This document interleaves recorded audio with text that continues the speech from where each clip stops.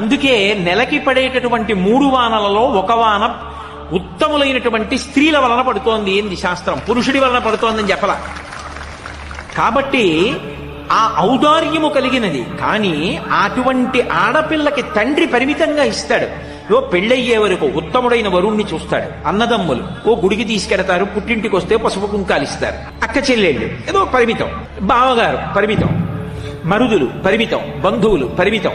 ఇంత అని చెప్పడానికి వీలు లేనంత అపరిమితమైన దాన్ని ఇచ్చేవాడెవడంటే భర్త ఒక్కడే. ఎందుచేతనో తెలుసా? శాస్త్రంలో ఒక మర్యాద ఉంది. నేను ఎంత ఐశ్వర్యవంతుణ్ణి కానివ్వండి, నా భార్య చేతిని నేను గ్రహించగానే, పాణిగ్రహణం చెయ్యగానే, ఆమె నా పత్ని కాగానే నా ఐశ్వర్యం ఏదున్నదో అదంతా ఆమెది. నిజానికి నా ఆయుర్దాయం కూడా ఆమె వలననే నిర్ణయింపబడుతుంది. ఆమె సౌశీల్యము వలన నా ఆయుర్దాయం నిలబడుతుంది. అందుకే మమ జీవన హేతునా అని చెప్పి మంగళసూత్రం మెడలో కడుతున్నాడు. అందుకే మీరు చూడండి, ఈ జాతిలో స్త్రీ వైశిష్ట్యం ఏమిటంటే, కొంతమంది ధూర్తులైన పురుషులు ఉంటారు. రాత్రి మాదక ద్రవ్యం సేవించి ఉన్మత్తత కలిగించే పదార్థాన్ని సేవించి వచ్చి పశువుని కొట్టినట్టు భార్యని కొట్టేటటువంటి ధూర్తులైనటువంటి పురుషులు ఉంటారు. అలా కొట్టి నిద్రపోతే ఆమె మాత్రం నిద్రలేచి మంగళసూత్రాలు కళ్ళకద్దుకొని ఆఖరణ ఆయన చేతిలో ప్రాణ వదలాలని కోరుకుంటుంది. అంతకన్నా ఆర్ద్రత కలిగినటువంటి మనసున్న ప్రాణి ఈ సృష్టిలో ఇంకొకరు ఉంటారా? అటువంటి స్త్రీ మీద చెయ్యి చేసుకున్న పురుషుడు ఎంతటి అధమాధముడవుతాడు. అది నేర్చుకోవలసిన విధానం, అది స్త్రీల యొక్క గొప్పతనం. అది తెలుసుకున్న నాడు సమాజంలో శాంతి పరిఢవిల్లుతుంది. ఎందుకు గౌరవించాలో తెలుస్తుంది. అందుకంటోంది అనసూయమ్మ, నాతో విశిష్టం పశ్యామి బాంధవం విమృశంత్యహం. అమ్మ, భర్త తాను చేసిన పుణ్యంలో సగం భార్యకి ఇస్తున్నాడు. ఆయన ఐశ్వర్యమంతా ఆమెదే. ఆయన ఆయుర్దాయమునకు నేను కర్త. విశేషించి నేను లేని నాడు ఆయనకి ధర్మం లేదు. నేను తల్లినై అమ్మాని పిలిపించుకొని అపారమైన ఆనందాన్ని పొందానంటే ధార్మికమైన సంతానాన్ని ఆయన వలన పొందాను. కాబట్టి పసుపు కుంకాలు ఉన్నదాన్ని అని 30 రూపాయల చీర కట్టుకున్నా ఎదురొచ్చేటప్పటికి సువాసిని అని గౌరవించి విడుతున్నారంటే ఆయన ఉండబట్టి. లోకంలో ఇంకా ఎవరి వలన ఇన్ని సంభవించమమ్మా, ఒక్క భర్త వలన సంభవిస్తాయి. అందుకే కులకాంతలు ఉత్తములైనటువంటి స్త్రీలు భర్త గౌరవించి ప్రవర్తిస్తారమ్మా, శాస్త్రం ఎరిగిన వారు కనుక అన్నది అనసూయమ్మ. అటువంటి మహాపతివ్రతలైనటువంటి స్త్రీలు అనితర సాధ్యమైనటువంటి విషయములను సాధించడం మీకు ఈ భూమి మీద ఎక్కడా కనపడదు. భారతదేశంలోనే సంభవం. ఒక్కొక్క మహాపతివ్రత సూర్యోదయ సూర్యాస్తమయాల్ని శాసించింది. రేపు తెల్లవారితే నీ భర్త మరణిస్తాడంటే సుమతి సూర్యోదయమగు అవకుండుగాక అంది. ధర్మచక్రం నిలబడిపోయింది. అది ఎన్ని యజ్ఞయాగాది క్రతువులు చేసినా పురుషులు సాధించగలరో సాధించలేరో, కానీ పతివ్రతా ధర్మం చేత స్త్రీ సాధించింది. అది ఈ జాతి గొప్పతనం. అటువంటి చరిత్ర కలిగినటువంటి స్త్రీలు ఈ ఒక్క దేశంలోనే కనపడతారు. అందుకే ఈ దేశంలో స్త్రీ అనేటప్పటికీ యావత్ ప్రపంచంలో ఉన్నటువంటి జనులు 2 చేతులెత్తి నమస్కరిస్తారు. ఆ జాతి అంత గొప్పది.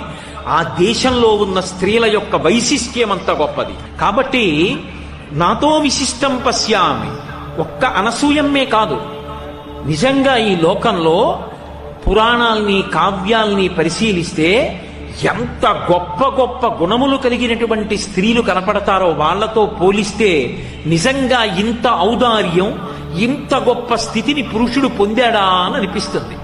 మీరు మహాభారతంలో గాంధారినే చూడండి. ఆమె గాంధారరాజు యొక్క కుమార్తె, సుబలుని యొక్క కుమార్తె. గాంధారరాజు కుమార్తె కనుక ఆమెకి గాంధారి అని పేరొచ్చింది. ఆమె మహాసౌందర్య రాశి. చిన్నతనంలో పరమశివుని గురించి తపస్సు చేసి పరమశివుడి యొక్క అనుగ్రహాన్ని పొందింది. ఆమెకి సంతానాపేక్ష, ఎక్కువ మంది సంతానానికి తల్లి కావాలి అని వరం పొందింది. అపారమైన అందగత్తె, మహారాజు యొక్క కుమార్తె, సకల సుగుణములకు పిన్నిధి. అటువంటి స్త్రీ ఎప్పటి నుంచో కురువంశానికి ఒక ఇబ్బంది. ఎప్పుడూ సంతానం లేక బాధపడుతూ ఉంటారు. చిత్రాంగదుడు, విచిత్రవీర్యుడి దగ్గర నుంచి ఇదే సమస్య.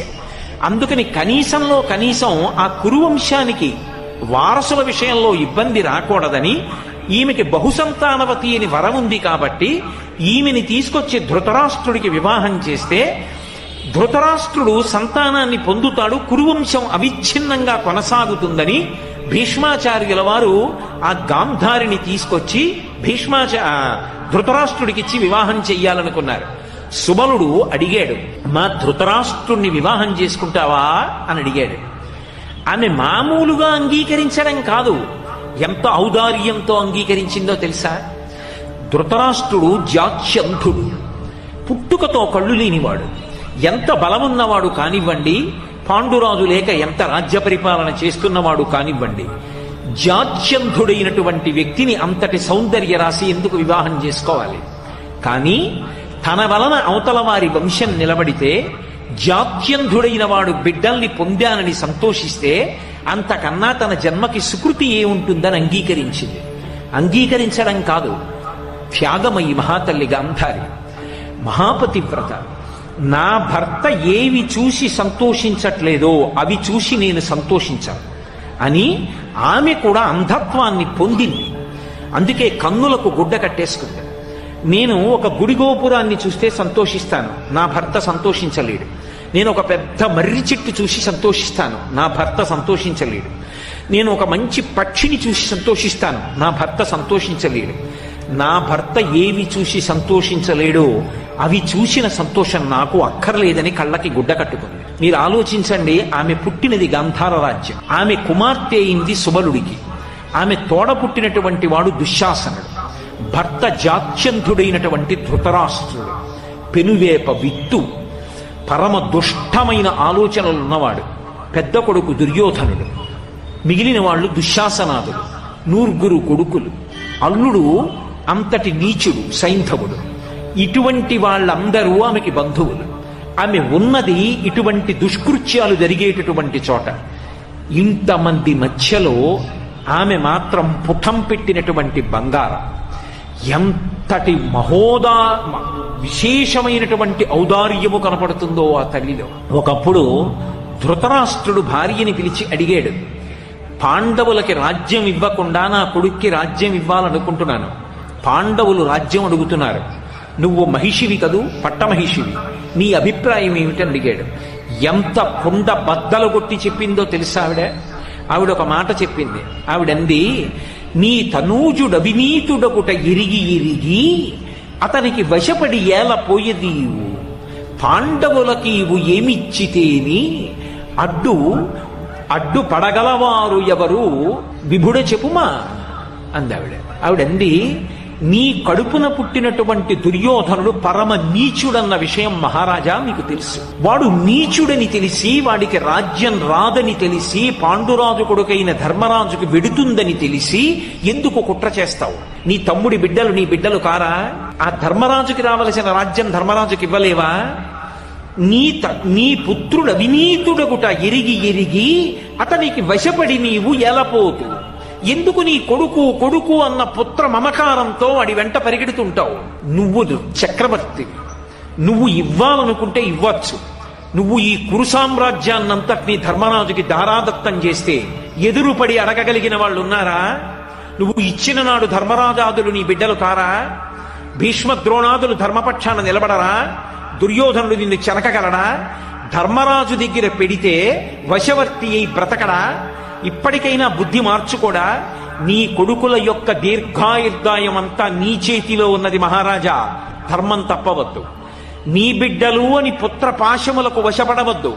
నువ్వు రాజ్యాన్ని పట్టుకెళ్ళి ధర్మరాజుకి ఆయన తమ్ముళ్ళకి ఇచ్చేసేయి అని కుండ బద్దలు కొట్టినట్లు మాట్లాడినటువంటిది మహాభారతంలో గాంధారి. ఉంటుందా? తోడబుట్టినవాడు అటువంటి వాడా? భర్త అటువంటి వాడా? బిడ్డలు అటువంటి వాళ్ళ? ఆవిడ మాత్రం మెరుపుతీగా. నిజంగా ఎటువంటి ఆలోచన తల్లిది! అలా నిలబడగలిగిన వాళ్ళు లోకంలో ఉంటారా? ఆవిడే సామాన్యమైన స్త్రీయా? ఒక్కసారి జీవితంలో అసూయ పొందింది, గర్భతాడనం చేసుకుంది, ఆ కడుపులోంచి పిండం జారిపోయింది, అది వేరు విషయం. కానీ ఆమె యొక్క ఉదాత్త చరిత్ర పరిశీలిస్తే ఆశ్చర్యకరంగా ఉంటుంది. నూర్గురు కొడుకులు కడుపున పుట్టిన వాళ్ళు చచ్చిపోయినప్పటికీ కూడా అమ్మా అని వచ్చి ధర్మరాజు ఆమె కాళ్ల దగ్గర నిలబడి ఒక్క మాట అన్నాడు. చిట్ట చివర కురుక్షేత్రం అయిపోయిన తర్వాత, అమ్మా నీ బిడ్డలందరినీ చంపేసిన పాపిష్టి వాణ్ణి నేనేనమ్మా, నన్ను నీ శాపంతో కాల్చేయమ్మా అన్నాడు. ఆయన కూడా కొడుకేగా. అమ్మా, ధర్మం కోసం చంపాను కానీ నా అంత నేను చంపలేదమ్మా, నీ బిడ్డల్ని చంపడం తప్పైతే నన్ను కాల్చేయి అని ధర్మరాజు వస్తే ఒక్క మాటల్లా కళ్ళంబట నీళ్లు కార్చి ధర్మరాజుని కౌగిలించుకుంది. కానీ ఒక్క బిడ్డ కూడా బ్రతకలేదన్న బాధతో ఆమె చూసినప్పుడు కొద్దిగా కళ్ళకి కట్టుకున్న బట్ట జారి ఆమె దృష్టి పడినందుకు ధర్మరాజు అంతటి వాడికి కాళ్ళు బొబ్బలెక్కాయి. అంటే అంతటి పతివ్రత. కానీ యుద్ధభూమిలోకి వెళ్లి చూసినప్పుడు కొడుకులందరూ మరణించి ఉంటే అందున దుశ్శాసనుడు భయంకరంగా వక్షస్థలం బద్దలైపోయి పడిపోతే ఆమె కోపం అటు తిరిగి ఇటు తిరిగి ఎవరి మీద నిలబడాలో తెలియక అంతటి గాంధారి కూడా పుత్రవ్యామోహాన్ని పొంది కృష్ణుడి వంక చూసింది. అన్నీ నీకు తెలుసు, వీళ్ళందరూ మరణిస్తారని తెలుసు, నువ్వే పూనికిని ఉంటే నా కొడుకులు ఇలా చనిపోయేవారు కాదు, దీనికి అంతటికీ కారణం కృష్ణ నువ్వే, నీ అన్నదమ్ములు కూడా ఇలాగే కొట్టుకుని యదువంశం ఒకరితో ఒకరు కొట్టుకుని నశించిపోవుగాక, కొన్ని సంవత్సరముల తరువాత నువ్వు కూడా దిక్కులేని చావు చచ్చదవుగాక. కృష్ణుడు నవ్వి అన్నాడు, అమ్మ, ధర్మానికి వంతపాడినందుకు నువ్వు నాకు ఇచ్చిన కానుక అన్నాడు. ఇంతటి గాంధారి కుంచుకుపోయింది. 9 కొడుకులు పోయినా చిట్ట చివరికి ధృతరాష్ట్ర మహారాజుతో కలిసి వానప్రస్థం చేసి దావాగ్ని యందు శరీరాన్ని విడిచిపెట్టేసి. నిజంగా మీరు గాంధారీదేవి యొక్క జీవిత చరిత్రని పరిశీలనం చేస్తే అంత శక్తివంతురాలయ్యుండి అటువంటి ప్రదేశంలో ఉండి కూడా ఆమె ధర్మం తప్పకుండా ప్రవర్తించింది. ఒకసారి దుర్యోధనుడు వచ్చి ఆమె కాళ్లకు నమస్కారం చేసి నాకు విజయం కలగాలని ఆశీర్వచనం చెయ్యమంటే నిర్మోహమాటంగా చెప్పింది, ధర్మం ఎక్కడుంటుందో అక్కడే విజయం, నీకు విజయం కావాలనుకుంటే ధర్మాన్ని నిరంతరం పట్టుకునే ధర్మరాజు యొక్క పాదములను ఆశ్రయించు, ఆయనకి వశవర్తివై ప్రవర్తించు, అప్పుడు ధర్మాన్ని నువ్వు పొందుతావు, దాని వలన విజయాన్ని పొందుతావు తప్ప నువ్వు అధర్మాన్ని పట్టుకుని గెలవలేవు దుర్యోధన అని చెప్పి. అంతటి ధర్మపక్షపాతి అయి తన బిడ్డలతో కాని భర్తతో కాని ధర్మం విషయంలో అసలు వెనుకంజ వెయ్యకుండా మాట్లాడగలిగినటువంటి స్థితిని పొందినటువంటి స్త్రీరత్నం గాంధారీదేవి. ఈ దేశంలో కొంతమంది స్త్రీల యొక్క త్యాగం, వాళ్ళ యొక్క జీవనం చదువుతుంటే నిజంగా ఎంతటి మెరుపులో అర్థమవుతుంది. ఎంత చెప్పినా వినకుండా తిరిగి తిరిగి అగ్నిహోత్రాన్ని కౌగిలించుకుని మడిసిపోయిన 9 కొడుకుల్ని చూసుకుని ఆఖరణ వృద్ధాప్యంలో తల్లిదండ్రుల్ని చూసుకోవడానికి ఒక్కడు బ్రతకలేదురా, ధర్మాన్ని వదిలిపెట్టి ఇంతమంది పడిపోయారా అని కుంతి బిడ్డల పంచ చేరి జీవితం గడిపి భీముడనే మాటలు వినలేక వానప్రస్థానికి వెళ్ళిపోయింది. అంత గొప్ప గాంధారి. అలాగే కుంతిదేవి మహాతల్లి జీవితంలో ఎంత కష్టపడిందో. అసలు కుంతీదేవి జీవితం భారతంలో చదివితే ఇన్ని ఉత్థాన పతనాలు, ఇంత సహనం, ఇంత గొప్ప లక్షణాలు మన జాతిలో స్త్రీలకి తప్ప ఎక్కడ కనపడతాయనిపిస్తుంది. ఇటువంటి స్త్రీలు పుట్టిన గడ్డ ఎంత గొప్పదిరా ఈ స్త్రీ జాతి. తెల్లవారి లేస్తే వాళ్ళ పాదాలకి నమస్కరించాలనిపిస్తుంది. మీరు చూడండి, కుంతిదేవి పుట్టింది నిజానికి కుంతిభోజని యొక్క పుత్రికగా కాదు, ఆమె శూరుని యొక్క పుత్రిక. అందుకే శ్రీకృష్ణుడికి మేనత్త, వసుదేవునికి చెల్లెలు. కానీ కుంతిభోజుడు పెంచుకున్నాడు. అసలు తండ్రి పెట్టిన పేరు పృథ, కానీ ఆ కుంతిభోజుడు పెంచుకున్నాడు కాబట్టి కుంతీదేవి అని పేరొచ్చింది ఆవిడికి. ఎంత ఓర్పు కలిగినది అనడానికి ఒక్కటే అగ్ని పరీక్ష.